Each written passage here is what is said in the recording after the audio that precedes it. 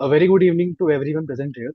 It is truly a matter of immense pride and joy for me to welcome you all to this very insightful 84th online interactive session, which is also the 63rd Leadership Development Program. I extend my heartfelt greetings to the esteemed Honorable Guest Speaker for the day, Mr. Manish Jain sir, respected Honorable Chairman Professor V.P. Singh sir, Honorable Senior Professor Ajay Kumar Singh sir, Honorable Director of the College Professor Dr. Mahesh Sharma sir, respected Registrar Dr. R.S. Singh sir, respected faculty members, and my dear fellows. I, Hardik, a proud BCA student of batch 2024 to 2028 at DSPSR, feel deeply honored to stand before you today. DSPSR has always been committed to academic excellence, industry integration, and holistic student development. And today's session is another wonderful step in this direction. To commence this session on an auspicious note, let us now take part in the symbolic ritual of lighting the virtual lamp. This act represents the removal of darkness and the ushering in of wisdom and enlightenment. May this flame of knowledge guide us towards clarity, confidence, and success in the days ahead. Now, I kindly request Arun sir to play the virtual lamp lighting video.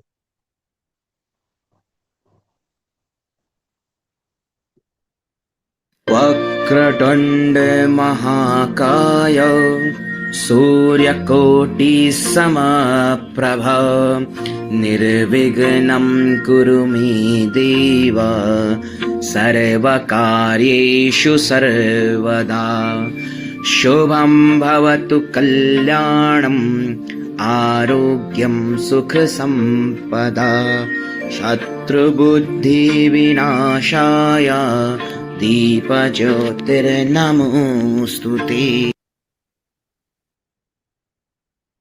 It is my great honor to welcome our distinguished speaker for today, Mr. Manish Jain sir, an international social development professional with over 3 decades of remarkable contributions across Asia and Africa.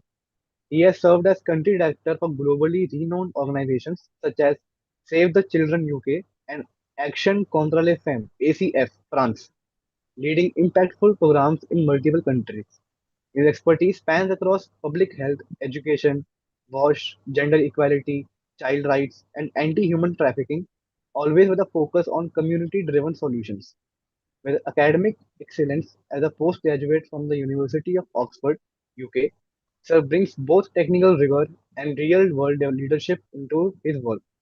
Currently, as an independent consultant based in New Delhi, he mentors and advises civil society organizations on program evaluation, project design, resource mobilization, and strategy development.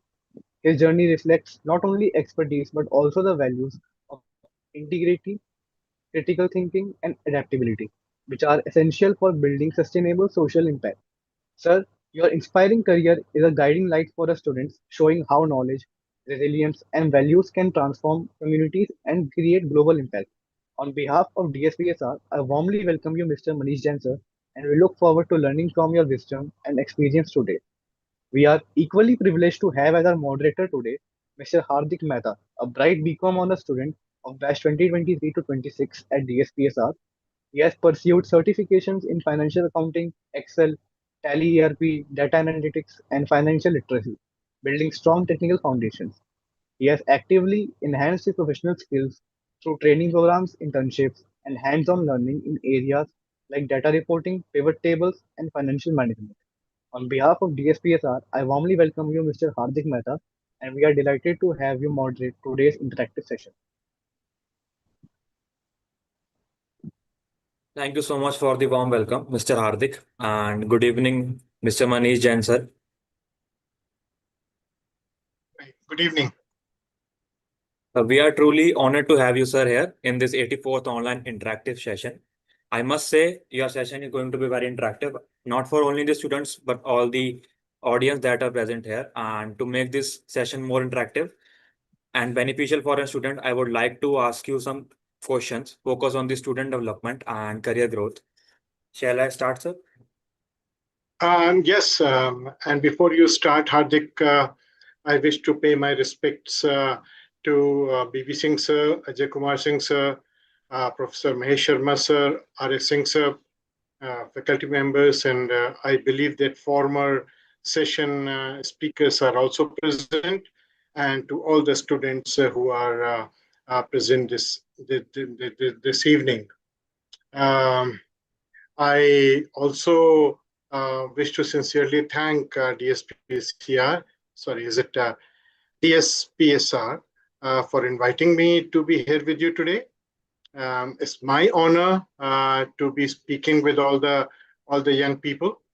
Um, and one of the thing is that I'm really delighted to learn about your institute's thoughtful initiative of connecting students with corporate mentors.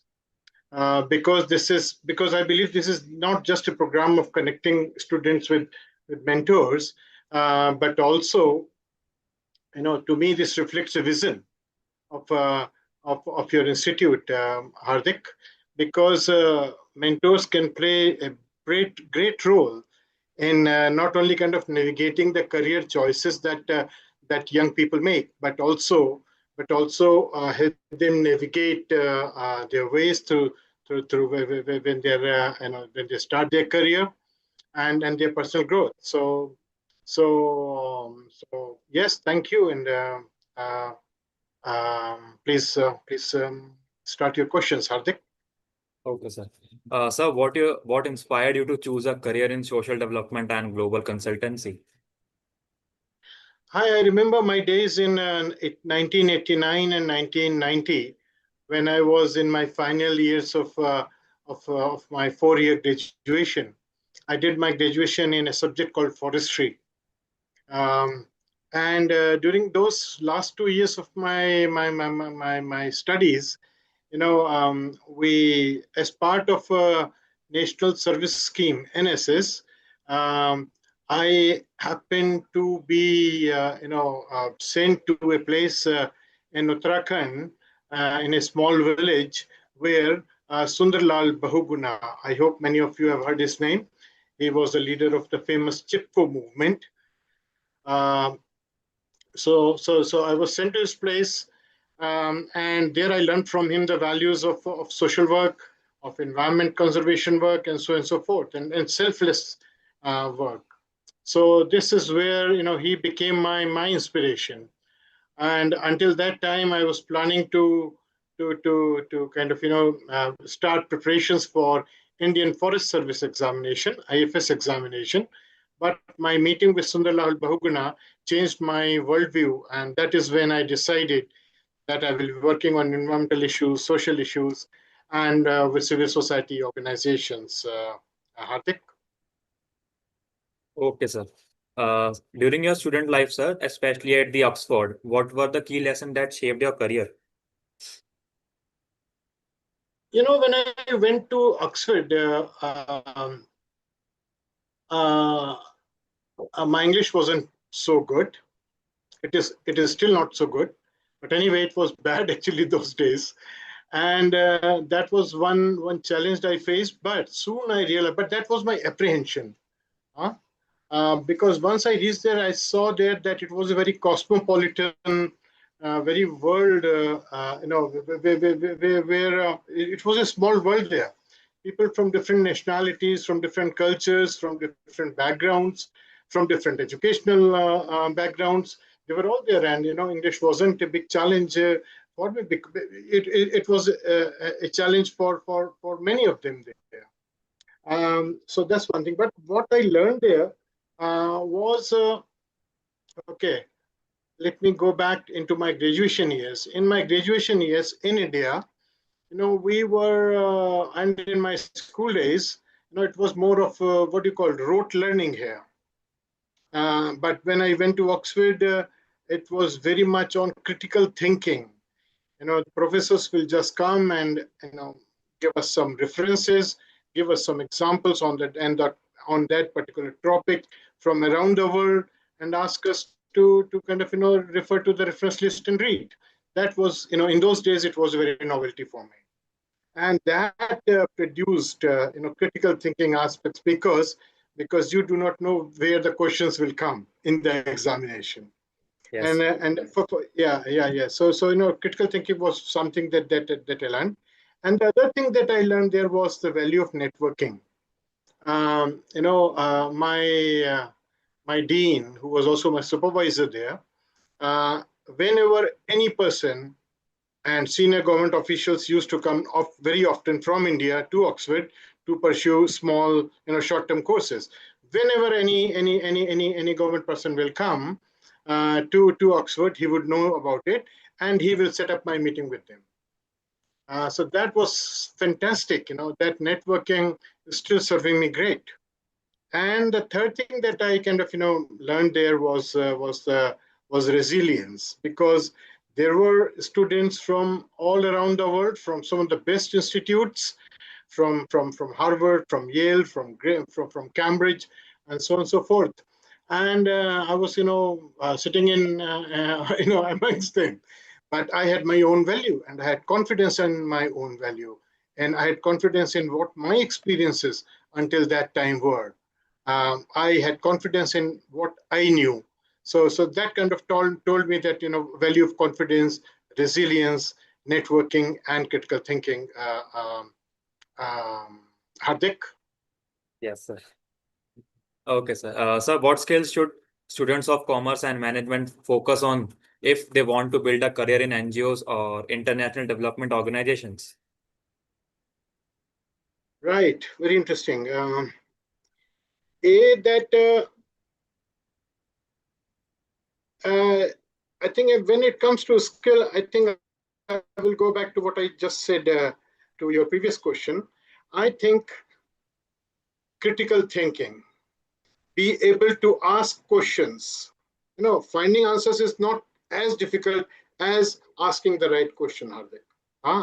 So critical thinking, be able to ask question.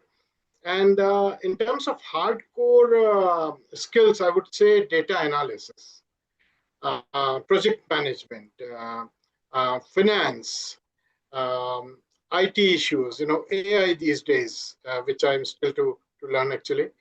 But I would say holding multiple perspectives, be able to listen, listening skills, communication skills. I think these are something that and adopt, and being adaptive, to different cultures, to different situations, retaining your calm, showing your emotional intelligence.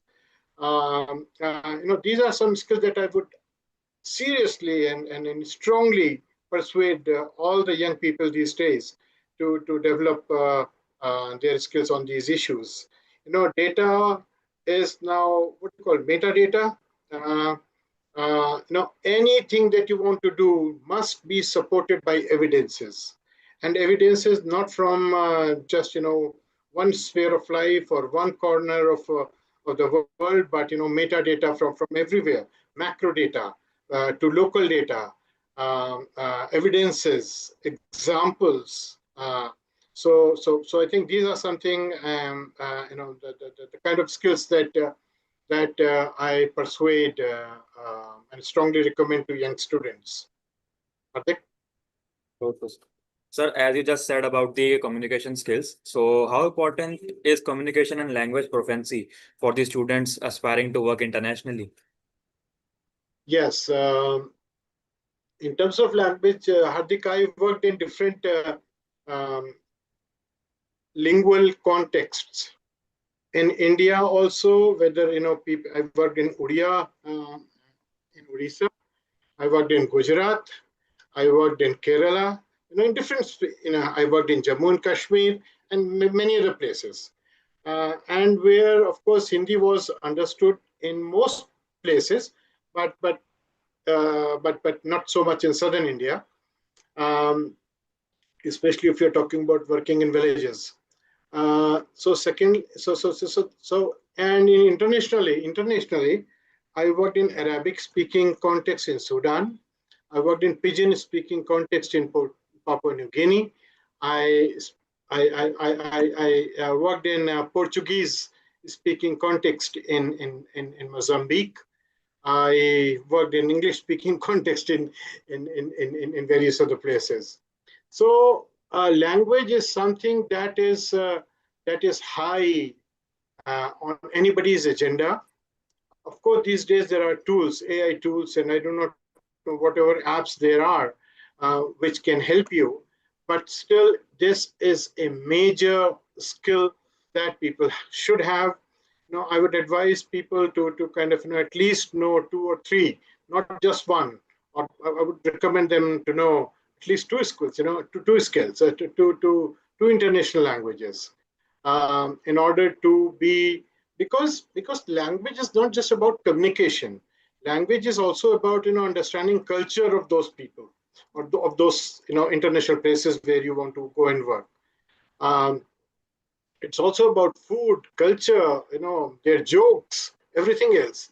So in order for you to mingle, interact with local communities in international settings, knowledge of one or two international languages is a must. And while you are still in your first or second year or third year of your graduation, I suggest that you take up some language courses, not necessarily some certificate leading courses. You can also start learning from internet. There are free courses there. So more than the certificates, you actually need skills, and this is what I would recommend, Hardik. Okay, sir. Sir, many students aspire to pursue higher education abroad. What advice would you give them while preparing for such opportunities? Right. I think I think a go for good universities. Number a it is not necessary that you go for international education. These days in India, you get also good quality higher education. Number one. Number two, however, if you want, and if you can manage your finance and scholarships or loans, please choose a good, I would say, not focus on universities, but focus on departments. So, for example, a department may be particularly good in one university, then in a very famous university. So, choose the department, and there's Google, and there is other sources which can tell you which universities have, or which departments are better in which universities. Number one. And um, also you do not need to be from the best universities in India in order to be applying to international universities, even the most famous universities. What is required, Hardik, and all of you young students, is your proposal, your statement of purpose, your essays, your what is your objective there? What is your research proposal? That need to be sharp. That need to be the sharp, which will win you a seat there, or maybe a scholarship as well. So you don't need a fancy background. You just need clarity of purpose. You need, how clear is your research proposal, and what's the objective of you going there. If you can describe that in clear terms, I think you will win a seat there. Thank you. I think, sir, presenting ourselves better will make to get the admission in those universities. Yes, presenting yourself, and these days there are many other ways to present yourself, not just a written, curriculum vitae or biodata, but also video biodatas are also kind of emerging these days. Present yourself, present, in your communication of presenting yourself, be clear, be concise, be comprehensive, and this is what I would recommend. In which your personality is communicated to them, in which your interests are communicated to them, in which your experiences are communicated to them, in which in which you show your potential there. Hardik? Okay, sir. Sir, how do you think students can balance their academic knowledge with the practical skills for career success? Come again?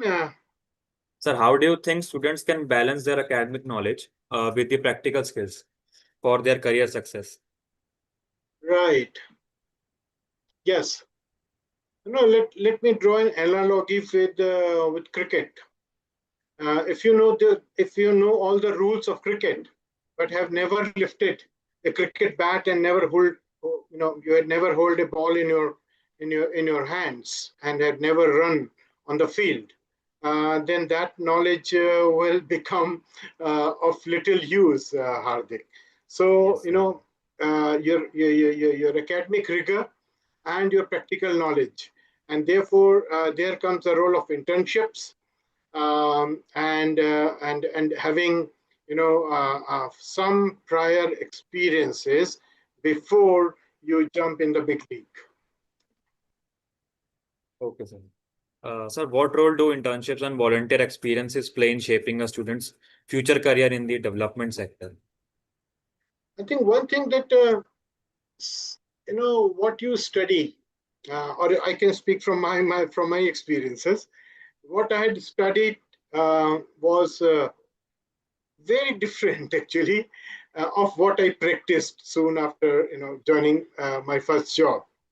Um, and therefore, the role of internship becomes extremely important. Not only the role of internship, but also if you can work as a volunteer somewhere, that will also draw huge benefits for you. It will be hugely advantageous. You know, you having, I can speak from my social development context. Working in villages in Rajasthan or Uttar Pradesh or wherever, carrying that experience with you, gives you foundation, a strong foundation to progress further. I still think that I cannot think of myself progressing to where I am today without having some, the grassroots experiences. So, employers want proof. They want evidence that yes, you have experience. Which experience? What kind of experiences? And therefore, there comes the kind of roles of internship and volunteering. Hardik? Okay, sir. Sir, what are some mistakes students usually make while planning their careers, and how can they avoid them? What mistakes do they do in choosing their career? Number one, um, you know, it is not always necessary that what you have studied, you will go into that particular career. I know, I can speak for myself, and I can speak of many of my friends and my acquaintances who had studied something else and who later on did something else. So so that's kind of one thing. And sorry, can you narrate your question once again? Okay, sir. Sir, what are some mistakes students usually make while planning their careers, and how can they avoid them? Right. I think what mistakes do they do? I think go okay. One thing that there are many career choices these days. Choose the career that you are most interested in. Choose the career that do not follow money. Do follow learning, and the money will follow you. Yeah. So choose your career with your interests and your potential. Keeping in mind your interest and potential. Do not go by the choice. I repeat again, do not follow money. Money will follow you if you choose your passion. Something which you dedicate yourselves to, something which you are committed to. So choose your passion, choose where your learning can be. And I also would want to say that once you have chosen your interest and passion, once your learning is over in a particular place, once you have practiced that learning enough, once you see that there is no more learning happening in that particular job that you are in, go for a change. Hardik? Okay, sir. Sir, if a student has limited resources, and what small steps can they take now to prepare for a global career later? Um, I think what I would say that that that if you have limited resources, look, one who is not learning, to me is kind of uh, um, from your brain activities, he's a dead person. Huh? So learning. There was a famous moving क्या बोलते थे उसमें entertainment. Huh? To young students and youth, I say learning and learning. Um, if you have limited resources, there are plenty of free, online resources that you can do, that you can search. Number one. So, so keep learning. Number one. Number two, volunteer, develop your local experiences. Uh, See, as you were saying, Hardik, present your personality, present yourself, present who you are. So build your whatever profile these days on social media, Yes. professional profiles, and also to show what you are interested in. Write on those profiles. I don't know what you call blogs and blogs, right? So keep writing that. That is something that employers notice as to what are your interest areas. What is your knowledge base? What is your thinking pattern? What is your line of thinking? What you believe in? So again, I say that keep learning, keep experiencing, volunteering, interning, etc., building your profile, and also communicating on your profile or blogs what you believe in. Thank you, sir. And sir, you have worked across multiple countries. So, what were the biggest cultural challenges you faced, and how did you adapt that? Yes, that's very very interesting. I'm an Indian like you all are. I'm also a vegetarian. I come from a slightly conservative family background. I have my own jokes, for example. I have my own sports which I play and which I know. So all of this, and I have my own language or languages. I have my own food types of preferences. I have my own, what do you say, what I describe as my cultural elements. So all of this, go for a toss. On many of these, go for a toss if you go and work or study internationally. I still remember my first day internationally. Of course, I studied at Oxford, but when I worked for a job, and that was in southern Africa, in Mozambique, I still remember my first day, immediately alighting from the aircraft, and an office car waiting for me at the airport. Um, and the kind of, from there to the hotel I was going to stay for a few days. Everything changed from what I knew from India and even UK, and from what I was looking at. And the next few days were even more culturally shocking in many ways. So the lesson for me here is unlearn what you have learned so far. I hope you're getting me. Yes. Unlearn what you Yes. know so far and start learning afresh. Their culture, their food, their language, what they most take enjoyment from, their sports, in order to interact with them. Also, not forgetting your roots and also communicating what you know of. So unlearn what you have learned so far in your life, and also being humble, be willing to learn.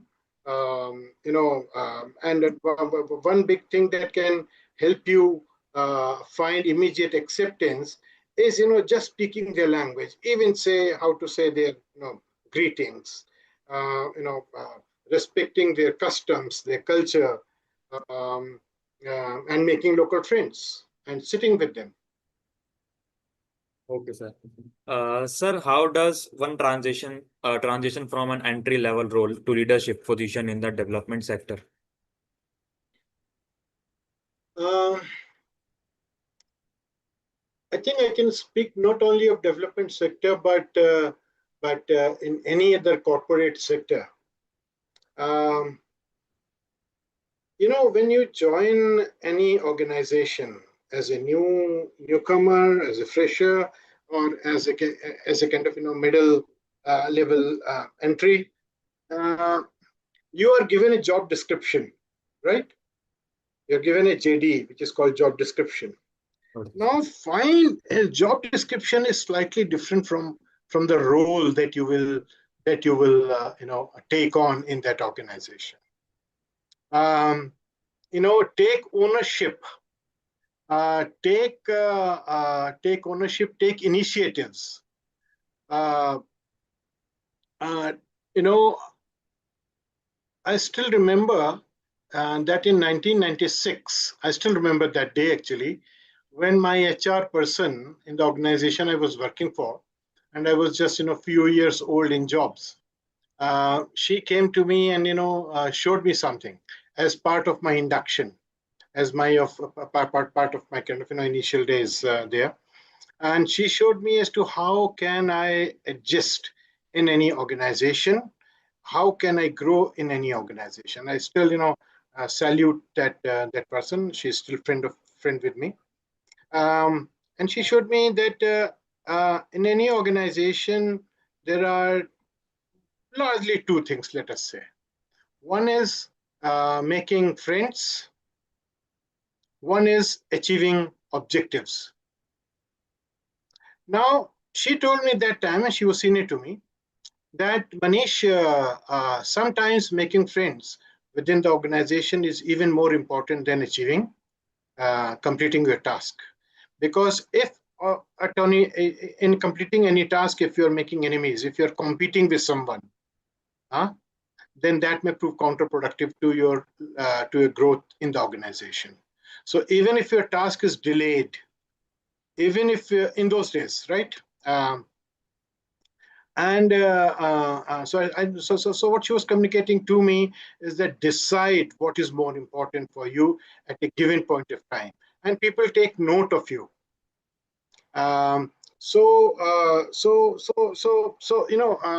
This is how you're kind of taken note of, that whatever you're taking ownership of, whatever initiatives you are taking, how many friends you are making, how many people listen to you, what new ideas you are bringing to the organization, and also whether you are able to take to conclusion the task that you are assigned, or whether you are leaving it midway.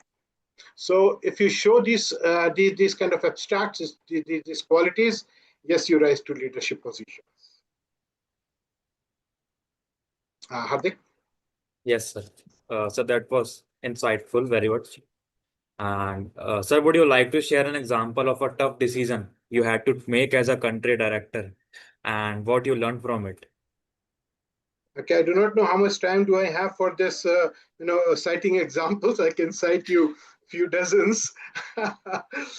Okay, one example that immediately crosses my mind, Hardik, is when I was a country director for an international organization in a Northeast African country. The country is called Sudan. Many of you may have heard this country's name. Um, Sudan those days was the largest country in African continent. Nowadays, now, many years ago now, this country has been divided into, another country, South Sudan.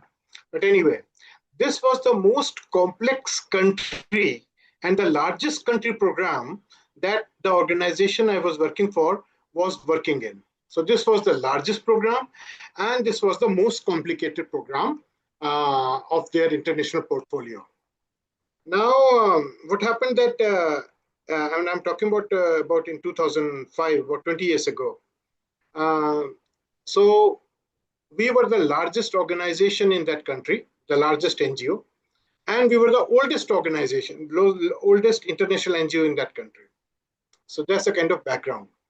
We were working on a number of issues in many parts of the country, had a huge staff base, had many offices, and so on and so forth.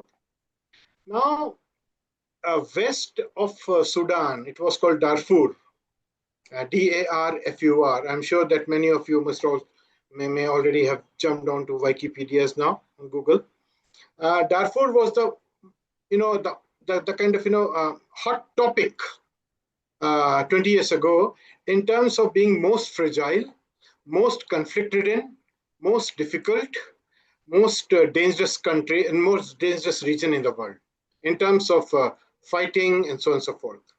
So cutting the long story short, Hardik, when I reached there, my organization had already, 5 of my staff were killed in that context of Darfur. They were killed by rebel forces because rebel forces wanted us to divert our relief supplies to their stronghold, which we did not agree to because we were a neutral organization. We only work from a principle of need-based rather than being biased. So 5 of the staff were killed, 2 international staff and 3 local staff. That pushed us to close our office in Darfur. We said if we cannot ensure the safety of our staff, then we will not work in that part of the world. But we still continue to work in rest of the country. Now, when we closed our program in Darfur, the president of the country, mind it, the president of Sudan, al-Bashir, he became angry with my organization, and he became particularly angry with me. He knew my name by that time. The president of the country knowing my name. And he became so aggressive and so difficult to handle that he actually, created a lot of obstacle in our professional lives there, because he did not want us to close in Darfur, because that was sending a signal to international community that Darfur is unsafe, close your program, move away, and so on and so forth. And then we were concerned about our other programs in other parts of Sudan. And that was our kind of inspiration that way, that we must continue working with other many thousands of people in other parts of the country. However, our working life was made very difficult by the president, by the government there. But I persisted, I showed, I demonstrated what do you call patience, and worked for months with the ministries and government officials, and finally got those sanctions lifted. So that was a very challenging task for me to kind of work in a country where the government, the host government, the local government was not cooperative, but rather behaving very, very difficult. Hardik? Okay, sir. Sir, with AI and technology evolving rapidly, how do you see the development sector adapting to these changes? Right. This is kind of hot topic within the development communities, and we are also kind of still navigating our way. Many of the old timers like myself are yet to actually learn the AI ways. But having said that, that is particularly my disability. But having said that, what said, I know that AI will be a big force to reckon with. Number one. Number two, why it will be a big force to reckon with? Because you need evidences to prove something. And AI will help you in data analysis. Yes. It will help you in better targeting of your clients, whom we call as beneficiaries in development community.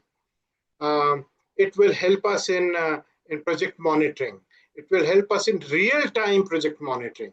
As we do activities in any part of the world, we can monitor it online with timestamp and date stamp and with photos and GPS coordinates and so on and so forth. We can also possibly, with the help of AI, monitor any fraud that may have been ongoing. So these are my initial views. And also, I do not know whether GIS and other things also form under the purview of AI, but with more advances being taking place in GIS uh, portfolio, I think the planning will become so efficient in the months and years to come that our effectiveness and efficiency will grow. So therefore, I am a huge fan of supporting developments in AI and technology. Of course, it will have initial, possibly few years of problems for few. But AI and technology will be a great force to support development activities like any other corporate activities in the world. Hardik? Okay, sir. Sir, do you use AI to get help from I those? I'm learning to use AI, and I've asked my my children to help me. I'm also kind of what do you call this looking at YouTube's to learn it. Yes, sir. Sir, what role does financial management and accountability play in large-scale social projects? Right. Very very good. Very important question. Gandhiji had once said that any donation that you receive, you are a custodian of that. You have to be fully accountable to the last paisa of the expenditure that you're making on social issues or any other issue. And therefore, the role of financial management, accounting is extremely important. It must be fully transparent on each and every paisa that you spend, because people are giving you money.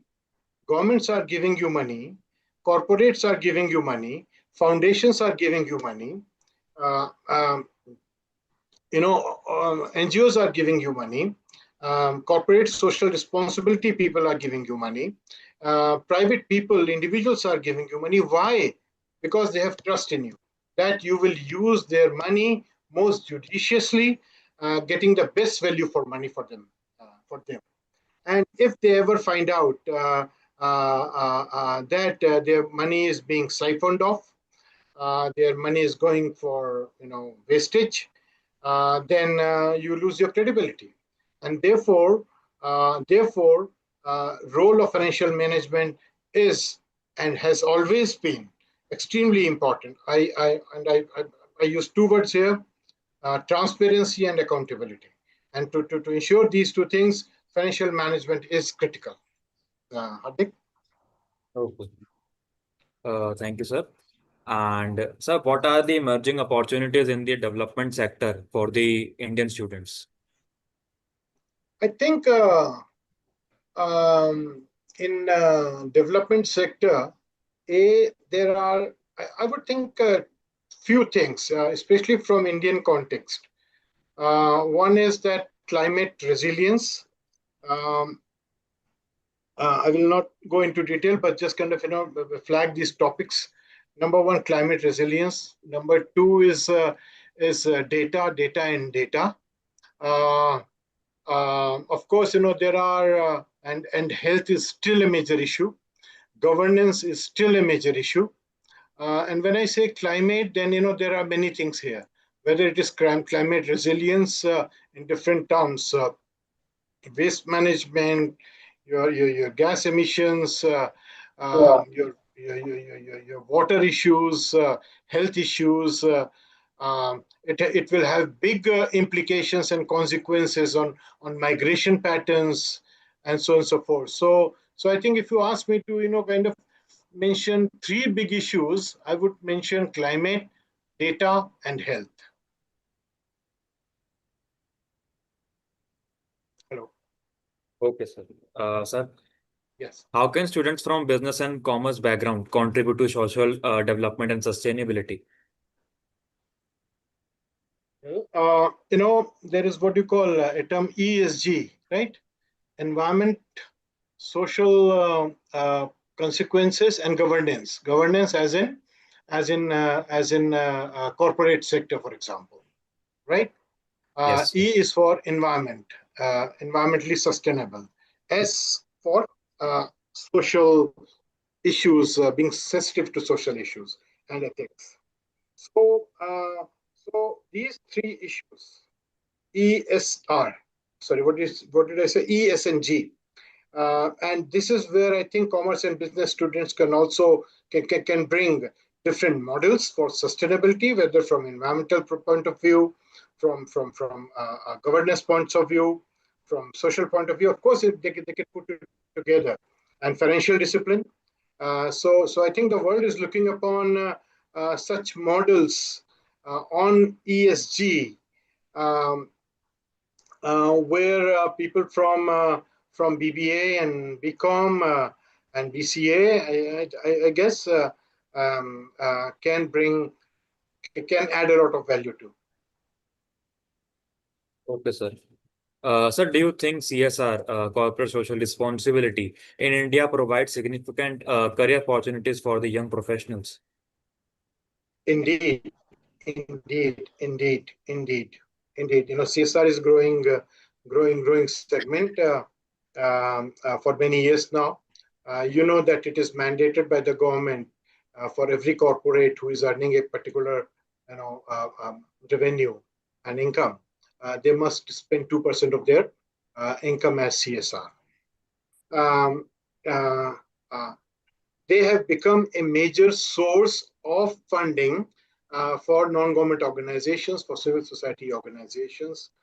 Um, and this is where a lot of people are going to, in terms of, it comes from your heart. Again, as I said, if any young person, a student, wants to has a heart in the right place, in terms of making a change in social sector, anybody is welcome. Anybody is welcome. However, of course, you must bring certain skills. You must be able to show and demonstrate that you can add value. So CSR is a growing sector. It is still a large sector. Thousands of crores of rupees are annually spent on CSR by CSR. So you're welcome. And CSR is also looking for qualified and interested people to work with them. Okay, sir. Sir, thank you so much for sharing your experience, and that was so insightful for everyone. So I would like to ask the participants if anyone want to ask the questions from sir.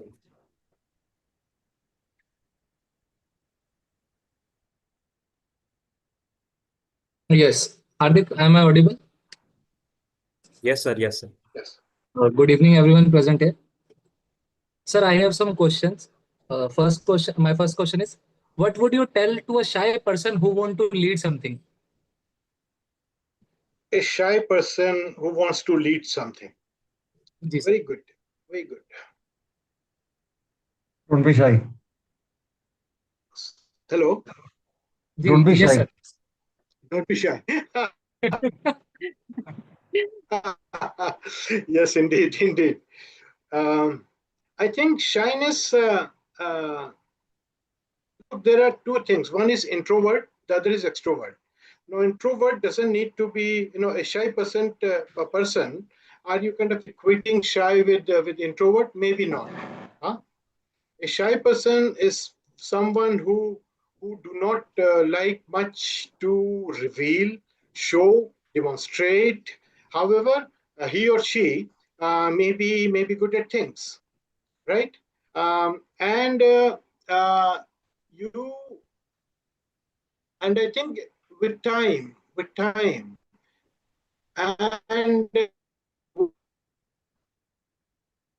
why are people shy? I think we need to look at it as to why are people shy. So anyway, we are not kind of dissecting the causes of shyness, but I think your question is, how can shy people take on leadership role? I think we know, and there are a number of people who are shy, who are at the top hierarchy of leadership in corporate, in geo world. but who knows what they're doing.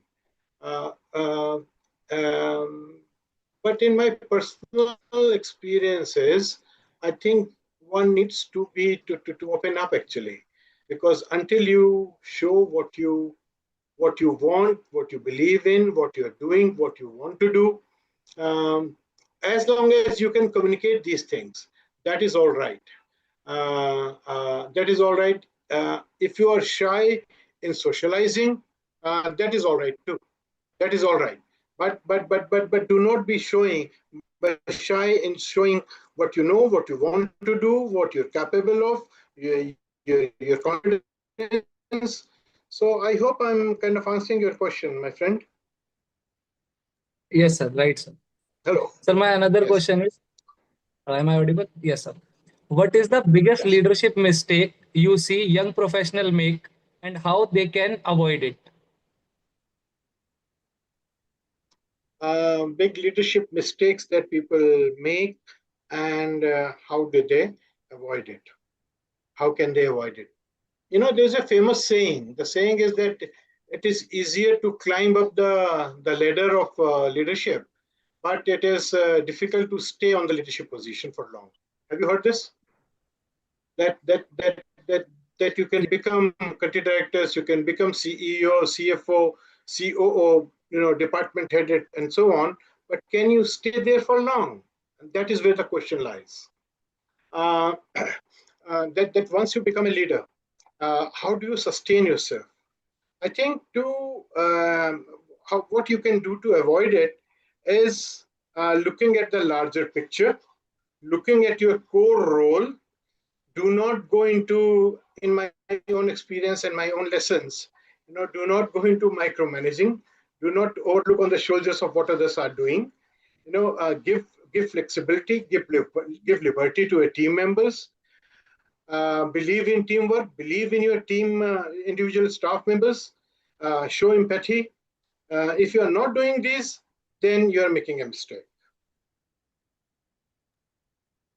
Thank you so much, sir. Yeah. Yeah, I have a question. First of all, good evening, Manish sir. It's Hi. very glad to meet you again. Although this is the second time we are meeting Yes. on this platform, this is a virtual meeting, and this is the Yes. first time. It is truly insightful and impactful, the session, the experience basically you have shared today. So I have a questions from the perspective of leadership quality. How can young leaders meaningfully contribute in today's society development initiatives and can create a lasting impact in society?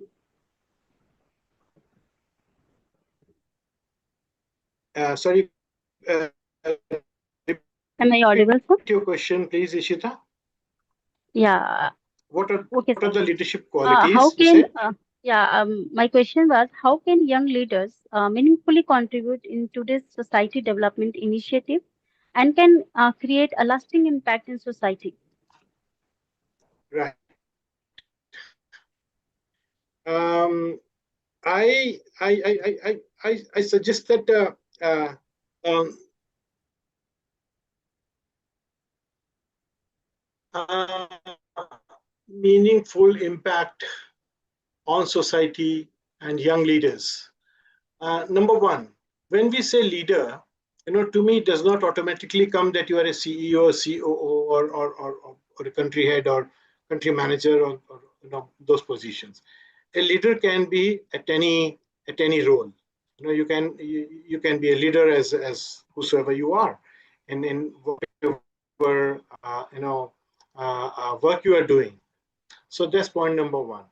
Point number two is that how do you make meaningful impact on society?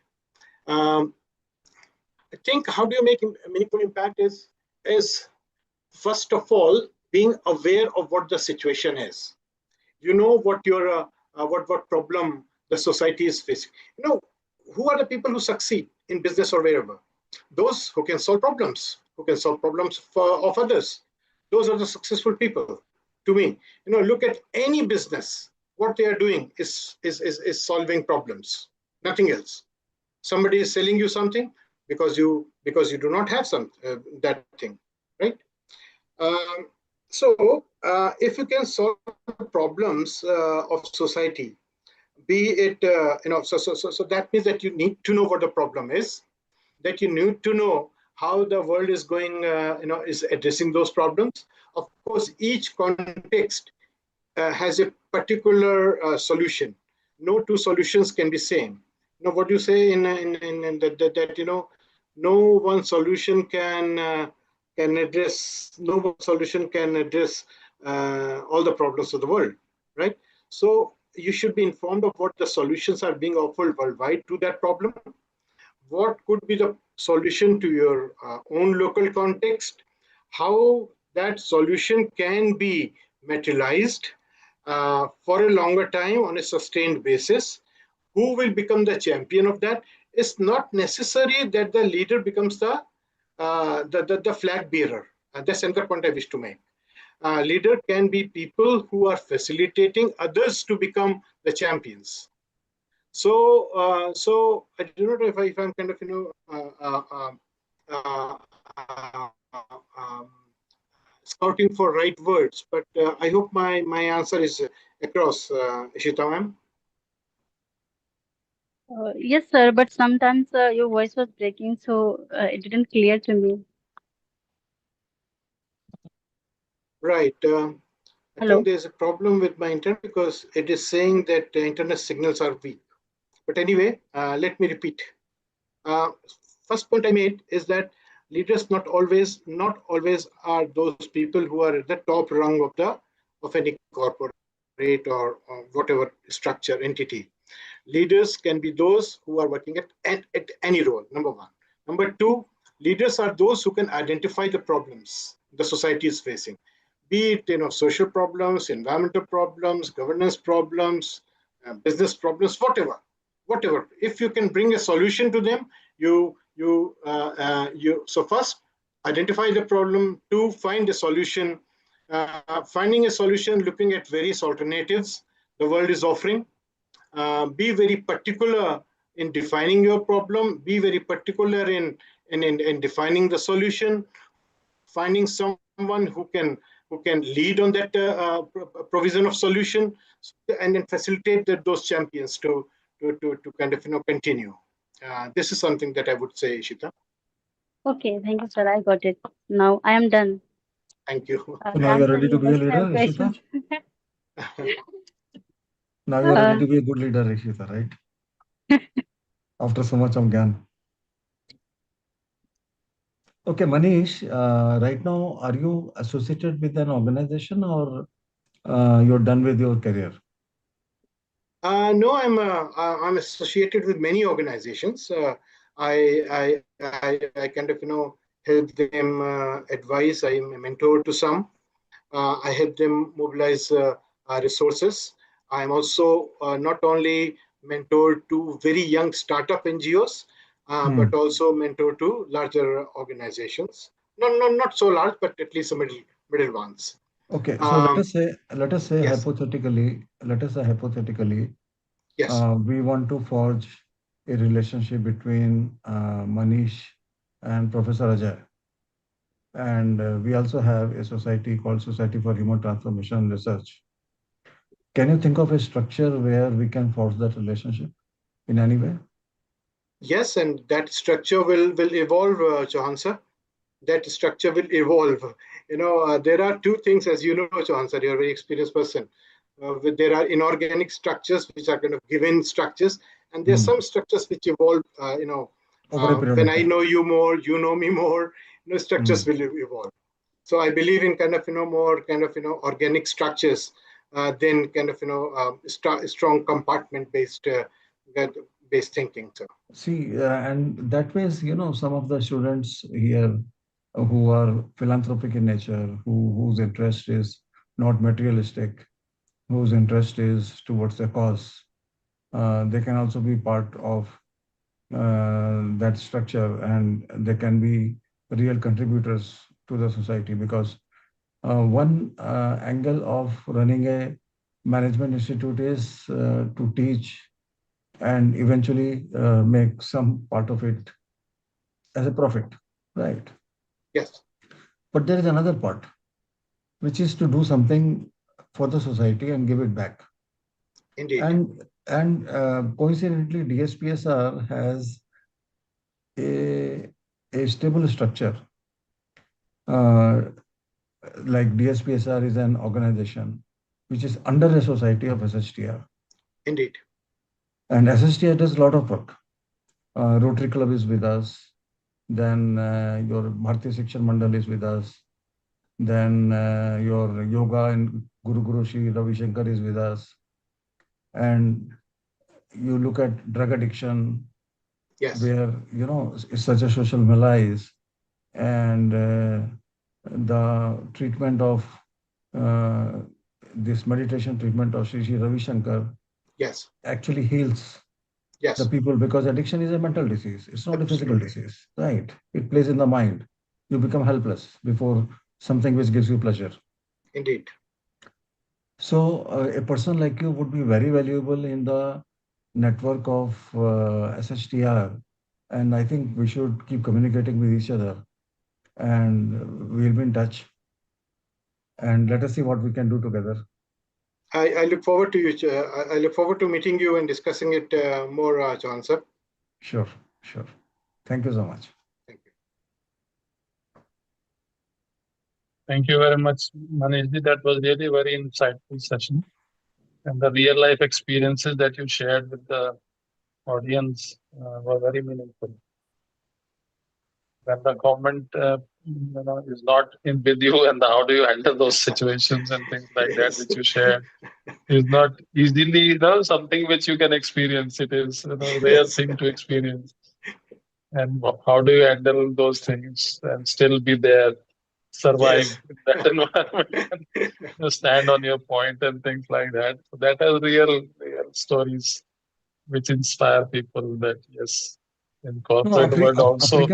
African countries, chief, have been very strange. I was in Nairobi, Kenya. Yes, sir.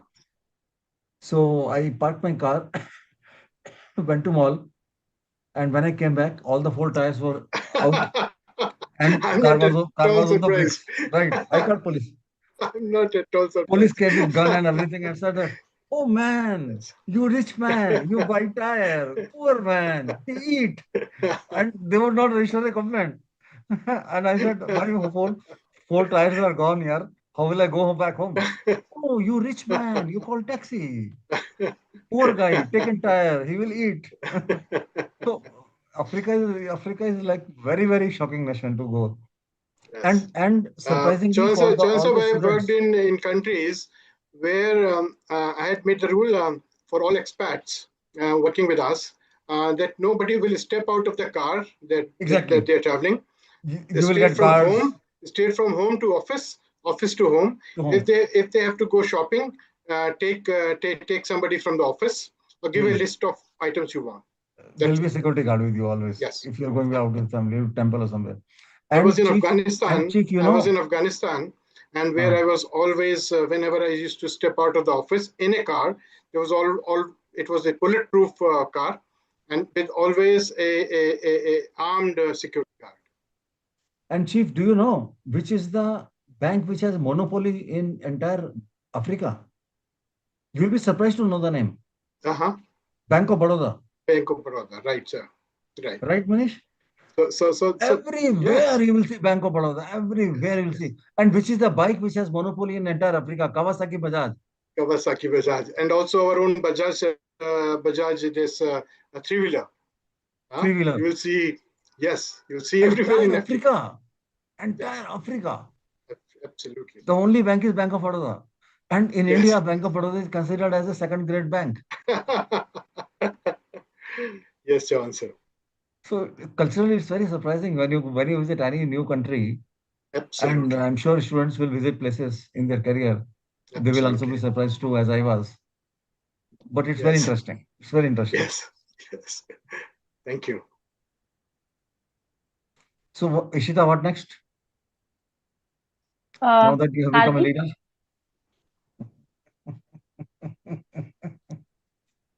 Hardik, Yes, are you ma'am. there? Yes, ma'am. Yes, ma'am. Okay. Can I deliver the vote of thanks? We are truly grateful for the presence of our distinguished speaker, Mr. Manish Jain, sir. Your valuable insights and contributions have made this session highly meaningful for all of us. On behalf of DSPSR, I sincerely thank Mr. Manish Jain, sir, for sharing your time and knowledge with us, and Mr. Hardik Mehta for moderating this session so gracefully. My gratitude also goes to our respected dignitaries, faculty members, and my fellow students for making this event a success. Thank you all and have a wonderful evening ahead. Thank you, sir. Thank you. Before I wish to just say one thing, one thanks.